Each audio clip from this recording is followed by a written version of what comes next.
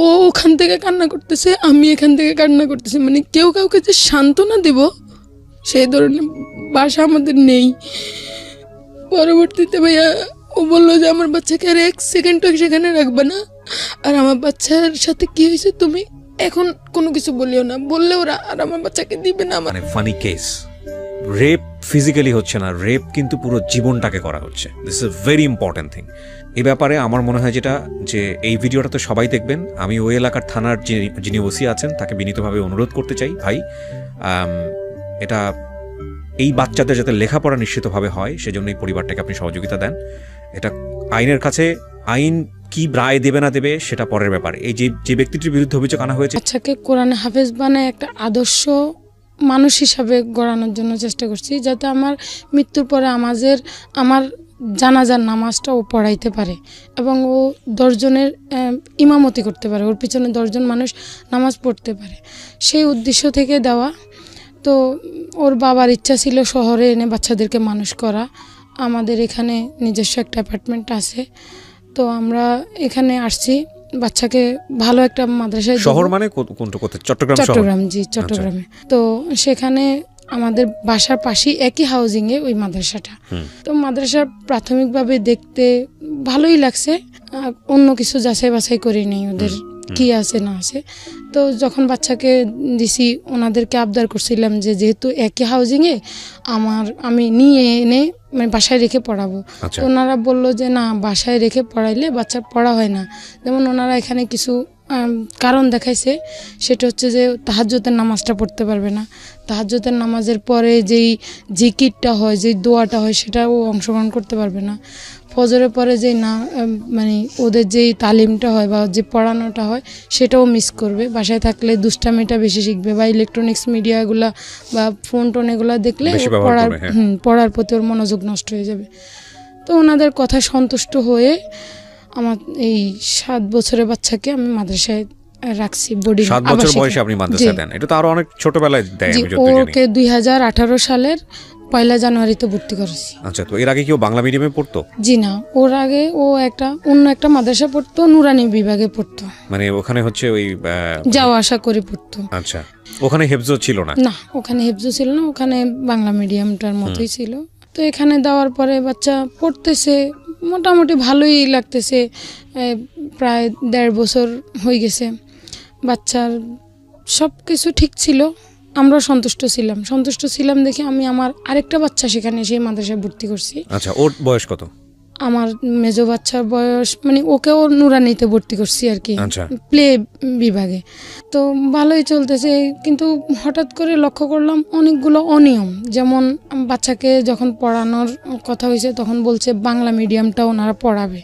তারপর যখন এটা নিয়ে প্রশ্ন করছি, বলে যে বাংলা মিডিয়ামটা পড়লে আরবিটা সহজেও ক্যাপচার করতে পারবে না। মেনে নিলাম। তারপরে দেখলাম কয়দিন পর পর শুধু হুজুর পাল্টাচ্ছে, ম্যাক্সিমাম গার্ডিয়ান এটা খেয়াল করতেছে এবং এটা নিয়ে বলতেছে এই মাদ্রাসা হুজুর থাকে না, কয়দিন পর পর হুজুর চেঞ্জ হয়।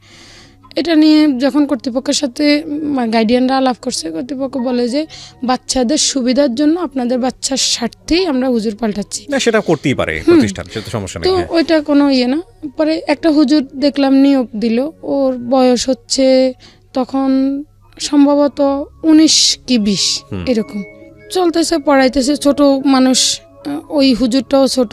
বাচ্চারা খুব সহজেই মিশে গেছে, বাচ্চাদের সাথে বন্ধু বান্ধবের মতো আচরণ করছে, খুব ভালো আচরণ করতো ওই হুজুরটা। ভালো চলতেছে সব কিছু।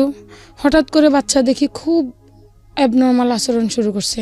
বাচ্চা মাদ্রাসায় পড়বে না, গেলে খুব কান্নাকাটি করে, খাবার নিলে খায় না, আম্মু আমি মাদ্রাসায় পড়বো না, আম্মু আমি এই মাদ্রাসায় পড়বো না, এই মাদ্রাসা ছাড়া অন্য যে কোনো মাদ্রাসায় দাও, আমি সেখানে পড়বো, এখানে পড়বো না।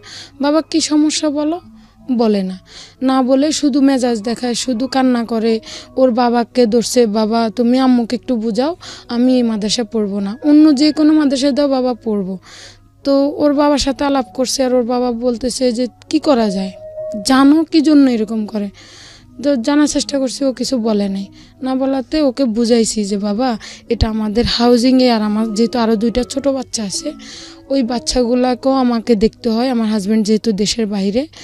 তো সব মিলে বাবা আম্মু তো দূরে কোথাও গেলে তোমার কোনো সুবিধা অসুবিধা হইলে দেখতে পারবে না, এখানে থাকো। কি সমস্যা বলো? বলে যে না কোনো সমস্যা না, আমি এখানে পড়বো না, আমার ভালো লাগে না এখানে, এখানে ছাড়া অন্য যে কোনো মাদ্রাসায় দাও, আমি সেখানে পড়বো। এর মধ্যে মাঝে মাঝে দেখলাম ওর শরীরে কিছু আঘাতের চিহ্ন। যখন মায়ের দাগ দেখতাম তখন ওকে জিজ্ঞেস করলে ও কিছু বলতো না। যখন মাদ্রাসার প্রধান হুজুরকে জিজ্ঞেস করতাম, প্রধান হুজুর বলতো যে জিজ্ঞেস করতেছি হুজুরকে, ওই যেই হুজুর টর্চার করছে ওই হুজুরকে ডাকে জিজ্ঞেস করলে বলতো যে ও দাঁত ব্রাশ, ওর অভিযোগ ছিল ও দাঁত ব্রাশ করে না, ওর মুখ থেকে ওর ফাইরিয়ার একটু সমস্যা আছে, ওর মুখ থেকে গন্ধ আসে, সেই কারণে ওকে এরকম টর্চার করছে।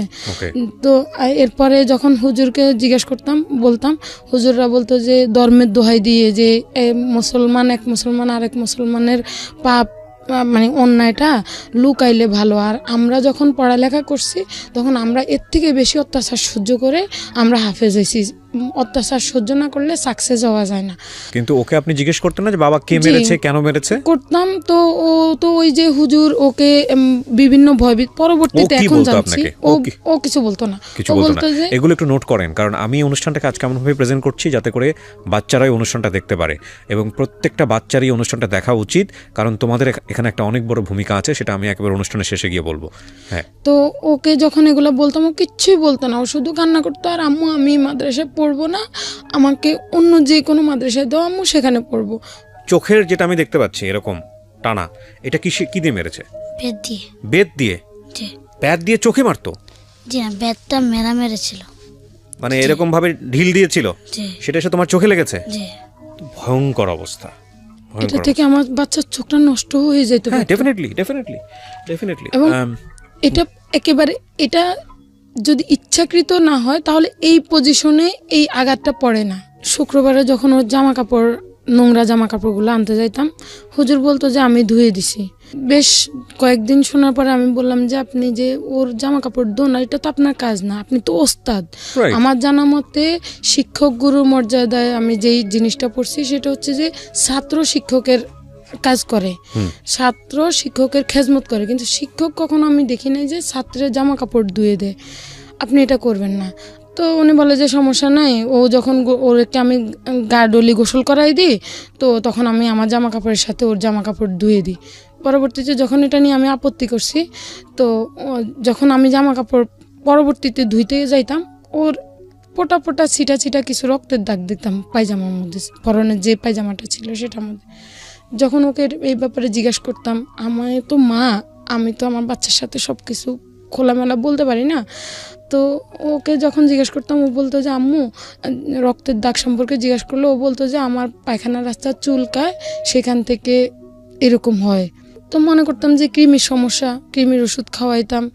আবার মাঝে মাঝে ওর ওস্তাদ ফোন করে বলতো যে ওর শরীর ব্যথা করতেছে, জ্বর আসতেছে, যেহেতু ও আবাসিকে থাকতো তো সব কিছু তো দেখতাম না, তো নাফা খাওয়াই দিত, নাফা এক্সট্রা খাওয়াই দিত, বা এই টাইপের কিছু 2-1টা ট্যাবলেট খাওয়াই দিত। ওই রকম বুঝতাম না আসলে ব্যাপারটা, মনে করছি হয়তো বা বাচ্চা যেটা বলছে সত্য কথা বলছে। ও যখন খুব ঝামেলা শুরু করছে তখন ওর বাবার সাথে আমি ঘটনাটা শেয়ার করছি। ওর বাবা যখন জানতে চাইছে তখন ও বাবাকেও কিছু বলে নাই, শুধু এটা বলে আমাকে অন্য কোনো মাদ্রাসায় ভর্তি করলে আমি যে কোনো মাদ্রাসায় আমি পড়বো, শুধু এই মাদ্রাসায় ছাড়া। পরে একদিন ও বিকালবেলা নাস্তা নিয়ে গেছিলাম ওর জন্য, নাস্তা নিয়ে গেছিলাম, আর পরে ও আমাকে জড়াই ধরি খুব কান্না করতেছে, আম্মু তুমি আমাকে এই মাদ্রাসার থেকে নিয়ে যাও, না হলে আমি মরে যাব, আম্মু তুমি নিয়েই যাও আমাকে। তো কী হয়েছে বাবা? বলে যে আম্মু আমি তোমাকে অনেক বড় একটা কথা বলবো আম্মু, এখানে বললে আমাকে ওরা মেরে ফেলবে, আমাকে ওরা বাঁচতে দিবে না, আম্মু তুমি আমাকে বাসায় নিয়ে যাও, মাদ্রাসার থেকে নাম কেটে নিয়ে যাও। তখন আমি ওকে একেবারে এইভাবে জড়াই ধরে, খোলা মাঠ ছিল মাদ্রাসার সামনে, তো জড়াই ধরে আমি ওকে বললাম যে বাবা উপরের দিকে দেখাই, বললাম যে বাবা দেখো আকাশ অনেক বড়, সেখানে যেরকম আমরা মানুষ স্থান পাইছি সেরকম তোমার যত বড় কথা হোক বাবা, আম্মুর মনের মধ্যে সেটা জায়গা পাবে, তুমি বলো আম্মুকে। এরকম একেবারে জড়াই ধরে কোলে নিয়ে বলতেছি। পাশে কিছু গাইডিয়ান ছিল, ওরা শুনতেছে, ও কানে কানে চুপি চুপি বলতেছে যে আম্মু অনেক খারাপ একটা কাজ করছে, অনেক বড় একটা খারাপ কাজ করছে। তো বললাম যে বাবা কীরকম? বলে যে আমার সাথে খুব নোংরা একটা কাজ করছে, আম্মু তোমাকে বলতে পারবো না। ভাইয়া বিশ্বাস করেন তখন ওই মুহূর্তে মনে হয় যে আকাশটা আমার মাথার উপরে ভেঙে পড়ছে, আর আমার পায়ের নিচে যে মাটিগুলো আছে সবগুলো সরে গেছে। আমি কি শুনতেছি আমার বাচ্চার মুখে। তখন আমি বললাম যে কবে হয়েছে এই ঘটনা? বলে যে আম্মু আরও অনেক আগে, কিন্তু আমি তোমাকে ভয়ে বলতে পারিনি আম্মু। তো কিসের ভয় বাবা? বলে যে ওর বলছে আমি যদি তোমাকে বলি তাহলে ওই যে কল্লা কাটা আছে আমাকে আমার মাথা কেটে আলাদা করে ফেলবে, আমার শরীর আলাদা রাখবে, আমার বাবা তো আচ্ছা বিদেশে ঠিক আছে, থাকে। জি আমি আপনার কাছ থেকে শুনবো, তোমার সাথে গল্প করি কিছুক্ষণ। হ্যাঁ, তোমার সাথে প্রথম যেদিন এই ঘটনাটা ঘটে, মানে একদম প্রথম সবচেয়ে যে জঘন্য ঘটনাটার কথা তোমার আম্মা যেটা বললো, এটা তো তোমার সাথে অনেকবার হয়েছে না? তোমার আম্মুর কথা অনেকবার হয়েছে, তাই কি? আচ্ছা, প্রথম কিভাবে হয়েছিল ঘটনাটা মনে আছে? প্রথম একবার রুমে নিয়ে করছিল, ওদের যে 2টা রুম আছে, একটা রুমে নিয়ে করছিল। নিয়মে কি ডেকে কি বলে তোমাকে, কি বলছিল? বলে যে আমি তোমাকে বাম লাগাই দিব, এই করবো সেই করবো, এরকম করি বলায় বলে এরকম করছে, আমার সাথে খারাপ কাজ করছে। বাম লাগাই দিবে মানে কেন? এর আগে ওকে দাঁড়ান, মারছে। বাম লাগাই দিবে কেন বাবা? বাম লাগানোর কথা কেন আসছে? এর আগে মারছে, তো তারপরে এই হুজুর কি তোমাকে হেফজো পড়াইতো? যে এটা করলো তুমি তখন তো বিষয়টা বুঝতা না যে এটা কি হলো, কিভাবে জিনিসটা কি হলো। তো তারপর তুমি চিল্লাচিল্লি করো নাই? তুমি তো ছোট বাচ্চা ছিল, তুমি তো চিল্লাতে দেওয়ার কথা। হ্যাঁ, আমি চিল্লে চলেছিলাম, আমার মুখ ধরে রাখছে, আমি দৌড়তে বাইরে যেতে চেষ্টা করছিলাম, আমাকে এমনি ধরে ফালাই রাখছে। তো এই কাজ করার পরে তুমি তোমার সাথে যারা পড়াশোনা করে তোমার সাথে হেফজো পড়তেছে, এদেরকে বলো নাই যে আমার সাথে হুজুর এরকম একটা ঘটনা ঘটাইলো? হ্যাঁ, হুজুর কাছে বলছিলাম, সে নিয়েও আমার সাথে এরকম খারাপ কাজ করবার চেষ্টা করছিল। প্রত্যেকদিন আমার সাথে হাসাহাসি করতো, আর আমাকে বলতো যে আয় বাথরুমে আয়, তোর গোসল করাই দিয়া। আমি না আমাকে টানি লয়ে যেত। আচ্ছা, তো তোমার সঙ্গে এটা হওয়ার পরে তুমি বাসায় এসে বললা না কেন? কি হয়েছে বাসায়? আমাকে বলেছিল যে তুই যদি বলস তাহলে তোর গলা কাটি এক জঙ্গলে নিয়ে ফালাই দিয়ে আসমু, তারপরে তোর বাবা তোর খুঁজতে থাকতো না, তোর আম্মু একলা একলা কিরবো। এই ঘটনা তোমার সাথে কয়বার হয়েছে? 10 থেকে 12 বার। তো 10 থেকে 12 বার হওয়ার পরে গিয়ে তুমি তোমার মাকে বললা যে আম্মা আমার সাথে এর চেয়েও বেশি খারাপ কাজ করছে, সেটা হলো এই কাজ। আগে কেন বলনি বাবা? আমাকে ভয় দেখাইছিল। 9 বছর বয়স ওর, খেয়াল রাখবেন 9 বছরের একটা বাচ্চার কাছ থেকে খুব বেশি লজিক্যাল অ্যাপ্রোচ আশা করাটা উচিত না। তো আপনাকে যখন বললো তারপর আপনি কি করলেন বলেন? উন্মাদ পাগলের মতো হয়ে গেছে। আমি কি করব, কার কাছে বলবো, কার কাছে শেয়ার করব? কারণ এই ঘটনাটা হয়তো অনেকে বিশ্বাস করবে, হয়তো অনেকে এটাকে বিশ্বাস করবে না।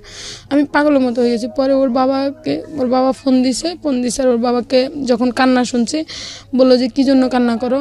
আমি বললাম যে ঘটনাটা এরকম হয়েছে। কি ভয়ঙ্কর একটা চিন্তা, বাবার জায়গা থেকে চিন্তা করেন, সে কাতারে থাকে, এত দূরে থাকে, সে কিছু করতে পারতেছে না। এই প্রবাসী একজন মানুষ, এরা কি পরিমাণ কষ্ট করে, কি ভয়ঙ্কর রকম টেনশন তার হওয়ার কথা, তাই না? এবং কতটা কষ্ট লাগতেছে তাকে, তাহলে তার বলেন তারপর। তো ও ওখান থেকে কান্না করতেছে, আমি এখান থেকে কান্না করতেছি, মানে কেউ কাউকে যে সান্ত্বনা দেব সেই ধরনের ভাষা আমাদের নেই। পরবর্তীতে ভাইয়া ও বললো যে আমার বাচ্চাকে আর 1 সেকেন্ডও সেখানে রাখবে না, আর আমার বাচ্চার সাথে কি হয়েছে তুমি এখন কোনো কিছু বলিও না, বললে ওরা আর আমার বাচ্চাকে দিবে না আমার কোলে, কারণ তুমি মহিলা মানুষ, আমার কোনো পুরুষ গার্ডিয়ান নাই, তোমাকে ওরা একটা কিছু করে আমার বাচ্চাটাকে মেরে ফেললে তো আমার শেষ সব। ওর বাবা বললো যে তুমি থানায় যাও, থানায় গিয়ে একটা মামলা করো। তো আমি থানায় গেলাম। কতদিন পরে গেলেন? ওই পরের দিনই গেলাম। পরের দিনই থানায় গেছেন? জি। কিছু ডকুমেন্টস আছে প্রিয় দর্শক এবং শ্রোতা, আমি ডকুমেন্টসগুলো আপনাদের জন্য এনেছি। আমি যেটা বলি যে আমাদের অনুষ্ঠানটি ইনভেস্টিগেটিভ অনুষ্ঠান না, আমরা প্রাথমিক যেসব ডকুমেন্টসগুলো হাতে পাই সেগুলোর বেসিসেই আমরা কথা বলি এখানে। তো সেই জায়গাটা থেকে আমরা যে ডকুমেন্টসগুলো হাতে পেয়েছি সেগুলোর জায়গা থেকে আমরা আজকের অনুষ্ঠানটা উপস্থাপন করছি, এবং থানায় যাওয়ার পরবর্তী যে ডকুমেন্টসগুলো সেগুলো আমরা আপনার ধারাবাহিকভাবে আপনাদেরকে বলবো। হ্যাঁ বলেন তারপর। তো থানায় যাওয়ার পরে ওনারা মামলা নিবে না। মামলা নিবে না? না, ওনারা মামলা নিবে না, কারণ এটা একটা ধর্মীয় প্রতিষ্ঠান, এটা একটা সেনসিটিভ ব্যাপার। ধর্মীয় প্রতিষ্ঠানের বিরুদ্ধে ওনারা মামলা নিবে না। আমার 3 দিন থানায় গেলাম, আমি 3 দিনে আমাকে ঘুরানো হচ্ছে যে এটা প্রাথমিকভাবে যদি সত্যতা না পায় তাহলে মামলা নিবে না। পরবর্তীতে যখন আমি ওসি স্যারের কাছে রিকোয়েস্ট করলাম যে স্যার আমার একটা মামলা নেন, মানে উনি জাস্ট আমাকে তিরস্কার করে বলতেছে আপনার একটা নিউজের মাধ্যমে আপনি পুরো বাংলাদেশকে পাল্টাই দিতে পারবেন। আমি বলছি স্যার আমি বাংলাদেশকে পাল্টাই দিতে পারবো না, কিন্তু আমার বাচ্চার সাথে যে অন্যায় হয়েছে আমি মনে করতেছি আমার বাচ্চা খুব অত্যাচার ভোগ করছে, সেটার আমি একটা শাস্তি চাই। ওকে। পরবর্তীতে উনি প্রাথমিক তদন্ত করার জন্য একজন সেখানে অফিসারকে পাঠাইছে মাদ্রাসায়, পাঠাই প্রাথমিক সত্যতা পাওয়ার পরে তারপরে উনি মামলাটা নিছে। আচ্ছা, ততদিনে যেই লোকটার কথা আপনি বলছেন চলে ওনাকে বের করে দেওয়া বের হয়েছে, করে দেওয়া হয়েছে। বের করে দেওয়া হয়েছে। জি আপনার সন্তানের সাথে ঘটেছে এই ঘটনা তারও 2 মাস আগে বা 1 জি। মাস আগে, তাহলে তারপরেও ওসি সাহেব মামলাটা নিয়েছেন। জি ওসি সাহেব যেটা করেছেন, প্রাথমিক তদন্ত করেছেন, মামলা নিয়েছেন, সেটা ঠিক আছে, তার জায়গা থেকে 100% কারেক্ট। সবচেয়ে বড় কথা হচ্ছে যে আপনি যেটা বললেন, আইন তো সবার জন্য সমান। 3 মাস পরে 2 মাস পরে এটা প্রুফ করার যে জায়গাটা, জি মেডিকেল রিপোর্ট ছাড়া তো এদিক ওদিক কিচ্ছু নড়বে না। জি। তখন আপনি কি করলেন ওই জায়গাটায়? আপনার নিজেরও কি মনে হয়নি যে অনেকখানি লেট হয়ে গেল বা কি কি করা যেতে আসলে পারে? ভাইয়া আমি মনে করছিলাম যে আমার বাচ্চার সাথে যে অন্যায়টা হয়েছে সেটার একটা সুস্থ সঠিক রিপোর্ট আসবে। আচ্ছা, তারপরে আপনি কি করলেন? ওসি নিল তারপরে মামলা। ও থানা থেকে ওর একটা 22 ধারা জবানবন্দির জন্য কোর্টে পাঠানো হইলো, আচ্ছা, আর একটা মেডিকেল করার জন্য মেডিকেলে পাঠানো হলো। 22 ধারায় যে জবানবন্দি, সেটাতে তুমি ও শুধু একা ছিল না, সাথে আপনিও ছিলেন? ও একা ছিল, ওকে শুধু এলাও করছে, আমাকে এলাও করে আপনাকে এলাও করেনি। অপ্রাপ্ত বয়স্ক হলে কোনো একজন অভিভাবক সাথে থাকার কথা না? আমি সেটা জানি আপনার না। লয়ার ছিল না ওই সময়? না আপনি কোনো লয়ার নিয়োগ আমি দেননি? জানি না থানার প্রসেসটা কি। থানা প্রসেস তো পরের বিষয়। আপনি যখনই মামলা করলেন তখন তো আপনাকে একজন লয়ার নিয়োগ। না, আমি যখন মামলা করছি, যেদিন মামলা করছি ওই দিনই আমাকে 22 ধারা আমার বাচ্চার 22 ধারা জবানবন্দির জন্য পাঠাইছে কোর্টে। আচ্ছা, আমি কিন্তু তখনও জানতাম না যে আইন কি বলে বা আমার একজন উকিল ধরা লাগবে, সেটা আমি জানতাম না। আচ্ছা, এই নোটগুলো, এই পয়েন্টগুলো একটু খেয়াল রাখবেন। কজ বাংলাদেশে এই রেপ যে ব্যাপারটা, চিন্তা করে দেখুন, ঢাকা বিশ্ববিদ্যালয়ের পুরো একটা মেয়ে, সে তার ক্যাম্পাসে নিরাপদ না। আমি মানে আজকের এই যে জীবন গল্পটা, সেটা কোনো প্রতিষ্ঠানের বিরুদ্ধে নয়, সেটা কোনো ধর্মীয় জায়গা থেকে কারো দিকে কটাক্ষ করা নয়, বরং আমরা বলতে চাচ্ছি এই জায়গাটাই যে পাষণ্ড বর্বর অমানুষ কিংবা শয়তানরূপী মানুষ, সেটা যে কোনো জায়গাতেই থাকতে পারে। সে যে লেবাসেই থাকুক না কেন, যাই হোক না কেন, তাকে বিচারের আওতায় আনতে হবে, আইনের আওতায় আনতে হবে, এবং সেখানে সব শ্রেণীর মানুষদেরকে সহযোগিতা করতে হবে। যাই হোক, আমরা আরেকটু সামনের দিকে আগাতে চাই। তো কি হলো মামলা করার পরে, কি দাঁড়ালো একটু বলেন তো? মামলা করার পরে আয়ু আমার সাথে মানে আর যোগাযোগ করতেছে না। আসামির অবস্থান বা আসামি অ্যারেস্ট হয়েছে কিনা, আমার একটাই আসামি, সেটা অ্যারেস্ট হয়েছে কিনা সেটাও জানতে পারি নাই। মেডিকেল রিপোর্ট আসছে কিনা সেটাও জানতে পারি নাই। তো যখন এরকম অসহযোগিতা পাইছি, আমার মামলাটা হয়েছে 5/9/2019-এ। তো প্রায় 1.5 মাস অপেক্ষা করে 20/10/2019-এ আমি থানায় গেলাম। থানায় গিয়ে ওসি স্যারের কাছে গেলাম। যখন ওনাকে জিজ্ঞাসা করছি, উনি আমাকে বলতেছে যে আপনি মেডিকেল রিপোর্ট দিয়ে কি করবেন, সেটা তো আপনার কোনো কাজ নেই, এটা আমাদের দরকার, আমরা আনবো। তারপরে হচ্ছে আসামির কথা জিজ্ঞাসা করছি, আর উনি বলে যে আসামি তো পলাতক, ওর দেশের বাড়ি ময়মনসিংহ, আমি সেখানে ঠিকানা ভেরিফিকেশন করছি, ঠিকানা ঠিক আছে, আমরা খবর লাগাইছি ওকে খোঁজার। যদি আপনার কাছে, উনি উল্টা আমাকে প্রস্তাব দিল, যদি আপনার কাছে কোনো রকম আসামির অবস্থান সম্পর্কে জানেন কোথাও, তাহলে আপনি আমাদেরকে বলিয়েন, জানেন। আচ্ছা, আমি কয়েকটা প্রশ্ন করি আপনাকে। আপনি আসামিকে এখন পর্যন্ত ধরাতে পারেননি? জি না। 1 2 নম্বর হচ্ছে যে আপনার বাচ্চার স্কুলের কি অবস্থা, মানে পড়াশোনার কি অবস্থা? ওর পড়ালেখা শুধু ওর না, আমার 3টা বাচ্চাই স্কুলে যাওয়ার উপযুক্ত। একটা বাচ্চা ভর্তি করায় না, কিন্তু 2টা বাচ্চা তো ওই মাদ্রাসায় পড়তো। ওই ঘটনার পর থেকে আমার 2টা বাচ্চা, মূলত আমার সবগুলো বাচ্চার লেখাপড়া বন্ধ। আমার বাচ্চাদের লেখাপড়া বন্ধ, আমার বাচ্চাদের জীবনে কোনো নিরাপত্তা নেই। তো যাই হোক, আমি আসলে যেটা বুঝতে পারছি যে আপনার এই চার্জশিট বা সমস্ত কিছু দেখে, যেটা আমি বলি মেডিকেলি এখানে নেগেটিভ বলেছে 1 2 নম্বর যেটা, সেটা হচ্ছে যে মেডিকেলি যে নেগেটিভ বলেছে সেটার পিছনে আমার কাছে যেটা মনে হয়, আমার ক্ষুদ্র জ্ঞানে, যে অনেক বড় একটা কারণও আছে, কারণ অনেক দেরি হয়ে গেছে, সে কারণেও হতে পারে। আমি ঠিক জানি না যে রেপ হয়ে যাওয়ার অনেক পরে গিয়ে সেটা মেডিকেলি প্রুফ করার কোনো সুযোগ থাকে কি না, এটা ডাক্তাররাই খুব ভালো বলতে পারবেন, বাট আমার হাতের কাছে যেগুলো আছে সেগুলো আমি যেটা দেখতে পাচ্ছি নেগেটিভ 1 আর 2 নম্বর হচ্ছে এখানে অনেকগুলো সাক্ষী আছে, এখানে অনেকগুলো সাক্ষী, এবং সেই সাক্ষীর আমি তো দেখতে পাচ্ছি সবাই হচ্ছে পজিটিভ জবানবন্দি দিয়েছে, যে ম্যাক্সিমাম কি নেগেটিভ জবানবন্দি দিয়েছে। মাদ্রাসার আমার যে মূলত আমার পক্ষে 2জন সাক্ষী ছিল, ওরা মাদ্রাসার বাচ্চার গার্ডিয়ান, ওনাদেরকে আমার চার্জশিট থেকে বাদ দেওয়া হয়েছে আমার পক্ষে সাক্ষীদেরকে। আর যে সাক্ষীগুলো 6জন সাক্ষী, তার মধ্যে একজন আমার বোন, আর বাকি 5জনই হচ্ছে মাদ্রাসার পক্ষের লোক। তারা কি করেছে? তারা আপনার সন্তানের পক্ষে বলেছে না বিপক্ষে বলেছে? বিপক্ষে বলেছে। এবং আমার যে 2জন সাক্ষী ছিল, ওই 2জন সাক্ষীকে এই চার্জশিট থেকে বাদ দেওয়া হয়েছে। এই মামলাটা চার্জশিট হয়ে গেছে, এবং এই মামলাটা আসামি অ্যারেস্ট হয়নি। আর আসামি আদৌ অ্যারেস্ট হবে কি হবে না সেটা তো পুলিশের উপর নির্ভর করছে, বিচারে জাস্টিস হবে কি হবে না সেটা কোর্টের উপর নির্ভর করছে। আমরা দুটো প্রতিষ্ঠানের উপরই আমাদের আস্থা রাখতে হবে, এবং আস্থা রেখে সামনের দিকে এগিয়ে যেতে হবে। বাট এই ভদ্রমহিলা যে আজকে চিটং থেকে এসছেন তো না, জি। চট্টগ্রাম থেকে কষ্ট করে এই যে ঢাকাতে আসলো স্টুডিওতে গল্পটা বলার জন্য, সেটা কেন এসছে একটু জিজ্ঞেস করি ওনাকে, আপনি কেন আসলেন এই গল্পটা বলার জন্য? ভাই আমি চরম পর্যায়ে অপমান, অবহেলা কোনো কিছুই পাই নাই। আইনের দ্বারস্থ হই, আইনের পক্ষ থেকে কোনো রকম সহযোগিতা তো পাই নাই। বিভিন্ন পর্যায়ে, বিভিন্ন ঊর্ধ্বতন পর্যায়ে আমি বিভিন্ন অপমান পাইছি। আমার নির্যাতিত শিশুর সামনে আমাকে মানসিক নির্যাতন করা হয়েছে। 3টা বাচ্চার লেখাপড়া বন্ধ হয়ে গেছে। This is not a funny case. Rape physically হচ্ছে না, রেপ কিন্তু পুরো জীবনটাকে করা হচ্ছে। This is a very important thing. এই ব্যাপারে আমার মনে হয় যেটা, যে এই ভিডিওটা তো সবাই দেখবেন। আমি ওই এলাকার থানার যিনি ওসি আছেন তাকে বিনীতভাবে অনুরোধ করতে চাই, ভাই এটা এই বাচ্চাদের যাতে লেখাপড়া নিশ্চিতভাবে হয় সেজন্য এই পরিবারটাকে আপনি সহযোগিতা দেন। এটা আইনের কাছে, আইন কি রায় দেবে না দেবে সেটা পরের ব্যাপার। এই যে ব্যক্তিটির বিরুদ্ধে অভিযোগ আনা হয়েছে সে ব্যক্তিটি আদৌ এই কাজ করেছে কি করেনি সেটা কোর্ট প্রমাণ করবে। কিন্তু বিচারের জন্যে আমি থানার কাছে যাব, বিচারের জন্যে আমি কোর্টের কাছে যাব, সেটা আমার নাগরিক অধিকার। সেই কাজটি করার ফলে যদি আমার সামাজিক সমস্যা হয় সেটাও কিন্তু রাষ্ট্রীয় দায়িত্বের মধ্যেই পড়ে, যাতে করে সামাজিক সমস্যা না হয়। ততটুকু এনশিওরিটি, ততটুকু নিশ্চয়তা আপনারা দেবেন, এটা আপনাদের কাছে আমাদের বিনীত অনুরোধ। আর আমি শুধু আপনাদের শেষে দুটো কথা বলতে চাই, যে আজকে বাচ্চা যারা আছে তারাও ভিডিওটা দেখবে। তোমাদের সবাইকে বলি একটা জিনিস, সেটা হচ্ছে এটা গোপন করার মতো কোনো বিষয় না। হ্যাঁ, তোমার পরিবারের মধ্যে, স্কুলে, কোথাও, কোনো প্রতিষ্ঠানে, পরিবারের মধ্যে আত্মীয় স্বজন যে কেউ হোক না কেন, যদি কখনো তোমার মনে হয় তোমার সাথে এমন কোনো আচরণ করছে যেটা তুমি নিতে পারতেছো না, যেটা খুব লজ্জাজনক, যেটা তোমাকে খুব বিব্রতকর অবস্থায় ফেলে দিচ্ছে, যেটা তোমার ভালো লাগছে না, অবশ্যই তুমি পরিবারে তোমার বাবাকে কিংবা তোমার মাকে এটা জানাবা। পরিবারের সেই সদস্যটাকে তার অতি দ্রুত জানাবা, যাতে করে একটা ব্যবস্থা নেওয়া সম্ভব হয়। নইলে কি হবে জানো, তোমার সাথে এরকম অন্যায় করছে, এরপর তোমার বন্ধুর সাথে করবে, তোমার বান্ধবীর সাথে করবে, আরেকজনের সাথে করবে। তোমরা যদি মুখ বন্ধ করে থাকো, একের পর এই ঘটনা ঘটতেই থাকবে। সুতরাং তোমরা অবশ্যই এটা জানাবে। শেষ হলো এখানে আমরা যার গল্প আজকে শুনলাম। আমরা নাম পরিচয় সমস্ত কিছু গোপন রেখেই গল্পটা এখানে প্রচার করেছি। প্রিয় শ্রোতা, এই পর্যায়ে আরেকটি গল্প আপনাদের সামনে হাজির করতে যাচ্ছি, যেই গল্পটি অন্যরকম একটা প্রশান্তির মধ্য দিয়ে আপনাদেরকে নিয়ে যাবে। একই সাথে আমার আর্জি আছে আপনাদের সবার প্রতি, শেষ পর্যন্ত আপনারা মনোযোগ দিয়ে শুনবেন। জি, নামটা বলুন প্রথমে। আমার নামটা ওয়াসিম। ওয়াসিম, বয়স কত আপনার এখন? বয়স 36 বছর। 36 বছর চলছে। চলেন শুরু করি, ছোটবেলা থেকে যেখান থেকে মনে আছে বলেন, গল্পটা বলেন, আমাকে বলেন।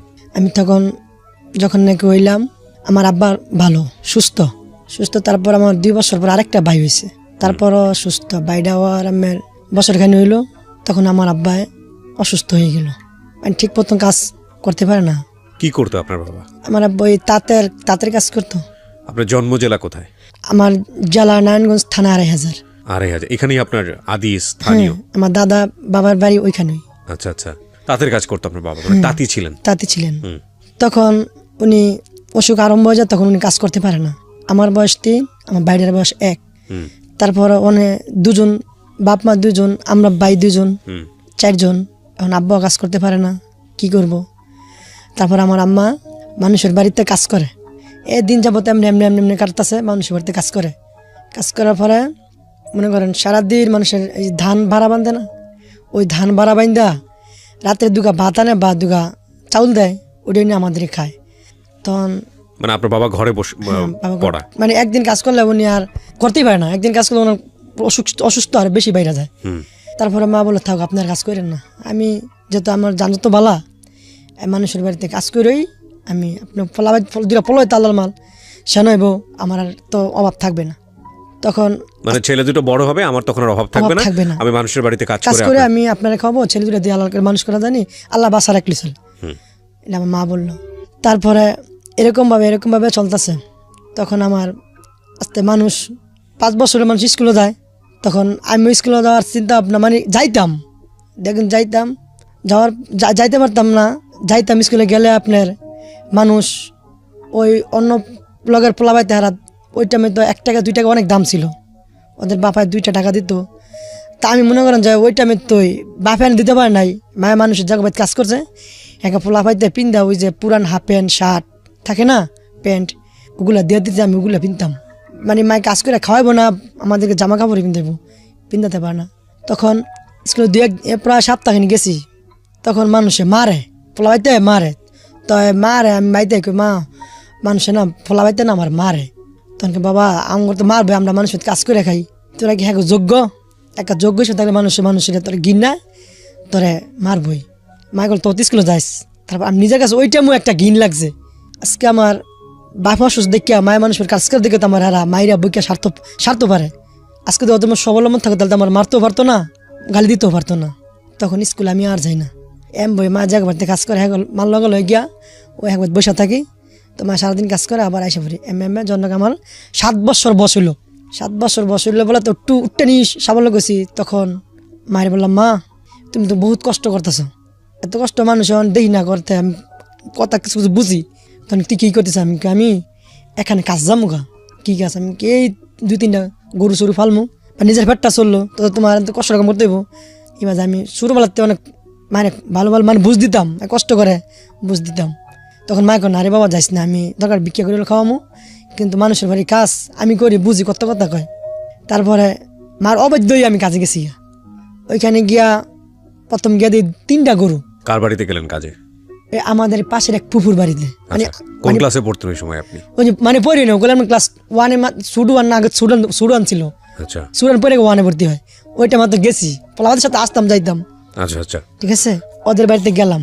এমন অনেকজন লোক কয় আমি ভাই আমার কাম দিয়ে দে, কাকা কইতাম কাকা আমার কাম দিয়ে দেন, আমি না কষ্ট করি ঠিক মতো পেট ভরে ভাত খাইতে পারি না, মানুষের বাড়িতে কাজ করলো তো তোকে ভাত পেট ভরে খাইতে পারি, যাবি? আমি কে তখন পাড়াবসে এক ফুফু একবার নিয়েছে গিয়া 3টা গরু, 2টা, একটা গাই, একটা বাচ্চা আর একটা ষাঁড় গরু, মানে 3টা গরু। তখন আমি গেছি একবার কাজ করি।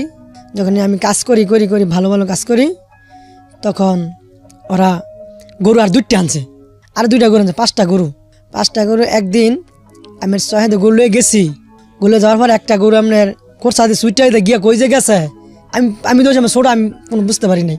আমি গরু কোরসা দিয়া ওই গাছতলায় এসে বসে থাকি। তখন তো গরু সুইটা থাকে বাইতে আইসি, কান্দাসকে আমি কি এমন একটা গরু সুইটা গেছে, আমি বাইতেছি না। তখন আমার এমন মায়ের দিছে করার মতো না, ইচ্ছা মতো মারছে, মানে আমার গালিগুলো ভাষা। তারপরও কাজ করি, মনে করি মায়ের তো কষ্ট করে কাজ করে খাওয়ায়, মায়ের খাই কাম করতাছি। কি দিত আপনারে ওই কাজ করলে? ওখানে কিছু দিত না, শুধু খালি দুগা ভাত দিতে খাওয়াইতে দূরে, কোনো কিছু দিত না। আর এই পোশাক দিত বছরে ঈদ এলে, এমনি আর কিছু না।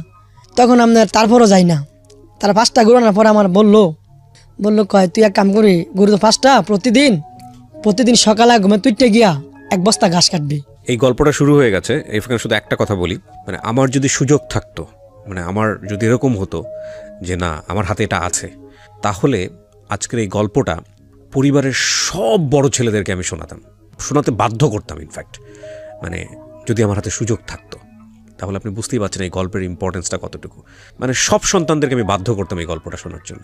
চলেন বলেন, তারপর গরু নিয়ে বলছিলেন। হ্যাঁ, তারপর ঘাস কাটছি একদিন, ওই দিন পরের দিনে মানে বৃহস্পতিবার দিন গরু কিনছে, শুক্রবার সকাল থেকে ঘাস কাটি।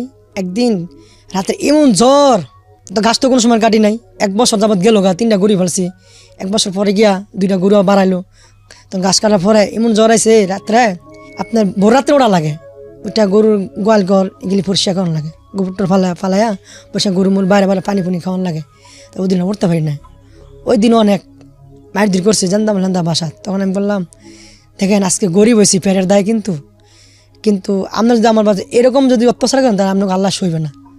আমি বুঝো না, আমার বয়স মাত্র আপনাকে 7 বছর আছে, 1 বছর হয়েছে 8 বছর। তখন ওই মহিলাটা ভালো ছিল, মহিলা থাও কর সামনে দিয়ে মনে হতো না। আমি কন মনে হইলে কেমন হইব, ফুফা যদি মন করে কেমনে কাজ করবো, অনেক গালিগালাজ করে, আরও তো মানুষের কাজ করে, হারা তো কয় তুই যে কাজ করস, এরকম কোনো কামলা 10,000 টাকা দিয়ে কামলা রাখলে তো কাজ করবো না, তুই যে কাজ করস।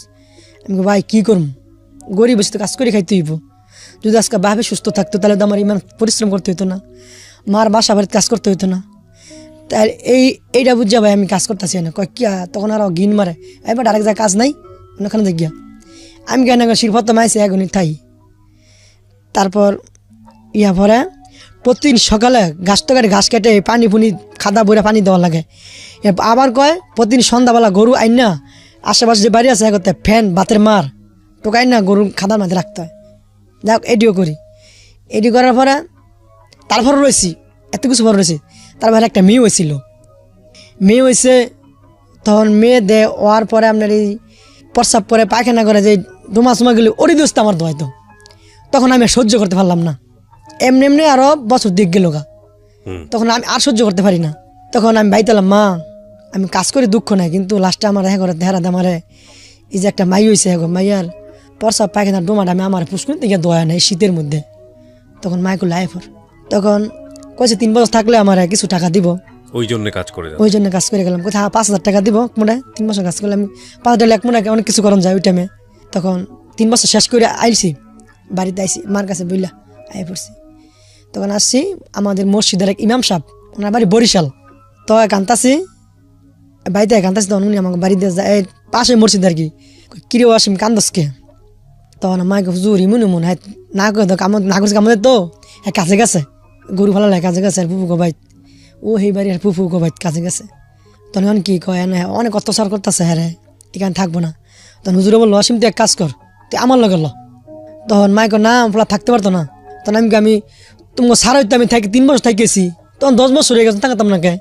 তখন হুজুরে নিল বরিশাল পটুয়াখালী জেলা, হ্যাঁ নারায়ণগঞ্জ থেকে বরিশাল গেছি, আচ্ছা পটুয়াখালী জেলায়। ওই এলাকার নামটা মনে আছে 10 মিনা গ্রাম 10 মিনা থানা লক্ষ্মীপুর গ্রাম, পটুয়াখালী জেলা। তখন ওইখানে আরেকটা বাচ্চা 10 আমার মতোই আরেকটা আছে রাখাল হয় মহিষী ফেলে, হ্যাঁ আবার আত্মীয় জায়গা বাড়িতে গেছে এগো বাঁচতে লাগে। তখন ওইখানে খুব ভালো, ওইখানে কাজকর্ম করতেছি, খুব আনন্দ দেয়।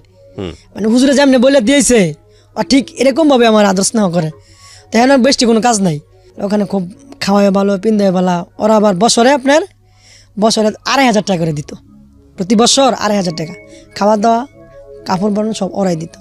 তখন এরকম করতে করতে ওরা এত নিজের মনে হয়ে গেছি। তখন ওরা বলে তুই এক কাম কর, তখন হুজুরে হুজুর আমার কথা সীমামতি করে। তো উনি আবার 6 মাস পরে আবার দেশে যায় না, কি ওয়াসিম তোরা কোনো তুই আমার কাছে বলিস।